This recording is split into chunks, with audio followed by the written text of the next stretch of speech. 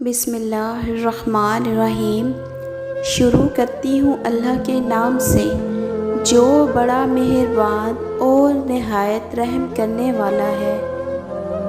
جو دیکھ کر ہنستا تھا ہم جیسے فقیروں کو، شہرت کی بلندی سے اترا تو بہت رویا۔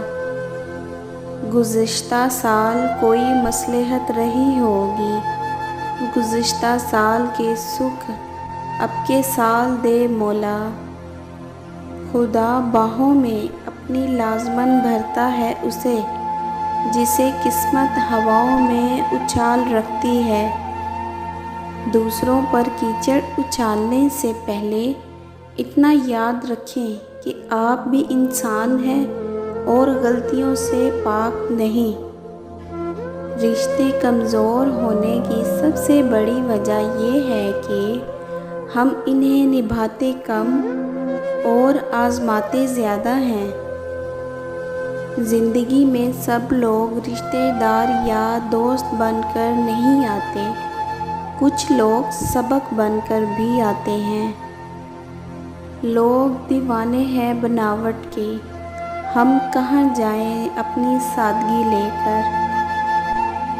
انسان اچھے لوگ تو ڈھونڈنے کی کوشش کرتا ہے مگر خود اچھا بننے کی کوشش کبھی نہیں کرتا۔ دنیا میں جو کاشت کرو گے آخرت میں وہی کاٹو گے۔ ہمارے وہ الفاظ بھی تحفہ ہیں جو دوسروں کو آگے بڑھنے کا حوصلہ دیتے ہیں۔ برا نہ مانیے لوگوں کی عیب جوئی کا، انہیں تو دن کو بھی سایہ دکھائی دیتا ہے۔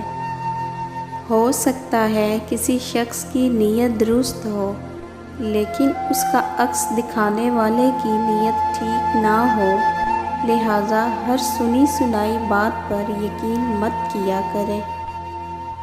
غم پیسے والوں کو بھی ہیں اور خوشیاں غریب کے پاس بھی ہیں۔ تسبیح کہتی ہے فقط مجھے نہیں، تھوڑا خود کو بھی پھیر۔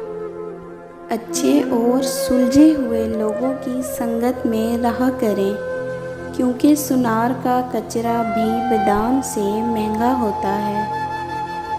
اپنوں کو جب کسی بات کا احساس دلانے کی نوبت آ جائے تو پھر وہ اپنے نہیں ہوتے۔ ذرا سی زندگی ہے، ارمان بہت ہیں، ہمدرد نہیں ہے کوئی، انسان بہت ہیں۔ دل کا درد سنائیں تو سنائیں کس کو، جو دل کے قریب ہے انجان بہت ہیں۔ آج کل تو رشتہ دار ان لکڑیوں کی مانند ہو چکے ہیں جو دور ہوں تو دھواں دیتے ہیں اور جب اکٹھے ہو جائیں تو آگ لگا دیتے ہیں۔